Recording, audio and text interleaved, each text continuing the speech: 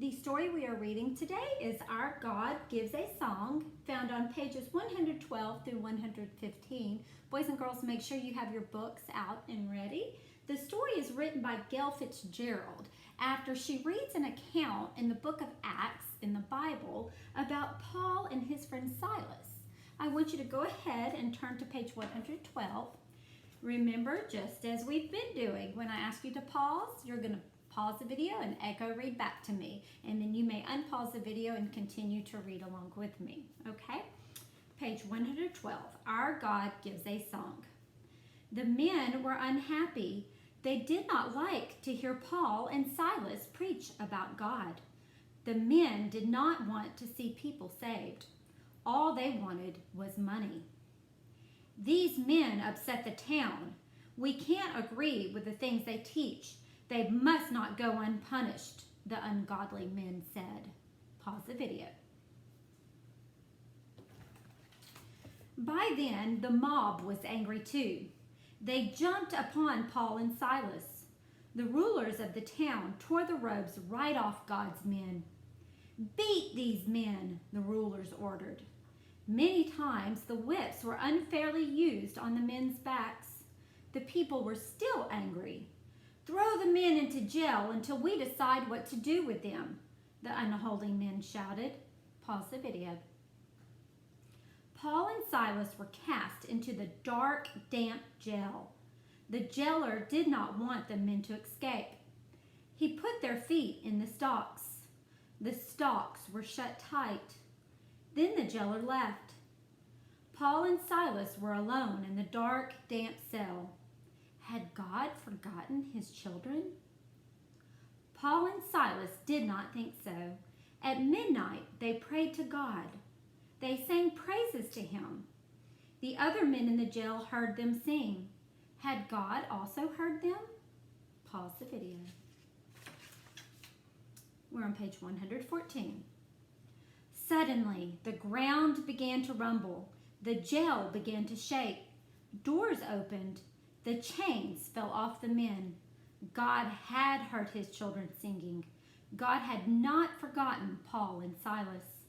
The keeper of the jail had been sleeping. He awoke with a start. He saw the open doors. Pause the video.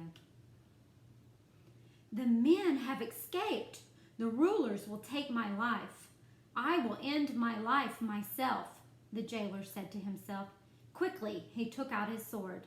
Stop, shouted Paul with a loud voice. Do not harm yourself. We are all here. The jailer quickly snatched up a light. Trembling, he went to see Paul and Silas. What God did these men have? The thankful jailer fell down before God's men. Pause the video. Sirs, what must I do to be saved? Trust in the Lord Jesus. You and your house will be saved. The jailer was glad to hear what they said. Gently, he washed the men's backs. Then he took Paul and Silas to his home. He gave them food to eat. He gathered the people of his house together. He wanted to hear more about the God that could give songs in the night. Paul and Silas were glad to speak about Jesus. That night, the jailer and all of his house trusted in God. God gave them a song too. It was the song of souls set free. Boys and girls, that's the end of our story. This story reminds me of our Bible verse from last week, Deuteronomy 31:6. Be strong and courageous. Do not be afraid because of them. For the Lord your God will never leave nor forsake you. Boys and girls, he did not leave Paul and Silas in times of trouble, okay? They experienced God's protection just like we can experience that protection, okay? God never leaves his children. Now, I want to quickly look at your worksheet for today. You are going to be working on page, let me get here where you can see, page 136 and 136B. The front says, praising God.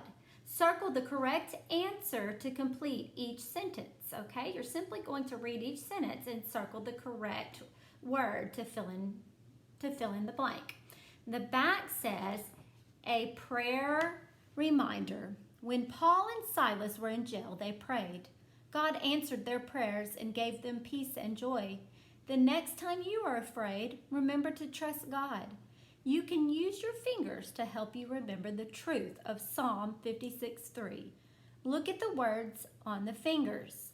Pretend the words are written on your fingers. Say the words over and over until you know them well.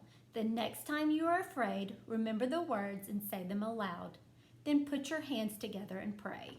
Okay, and it says, when you are afraid, put your trust in God. Boys and girls, that's just another Bible verse that you can hide in your heart. Remember, I hide your words in my heart that I might not sin against you. That's Psalm 56:3. Okay? I want you to give your best effort as always on your work today.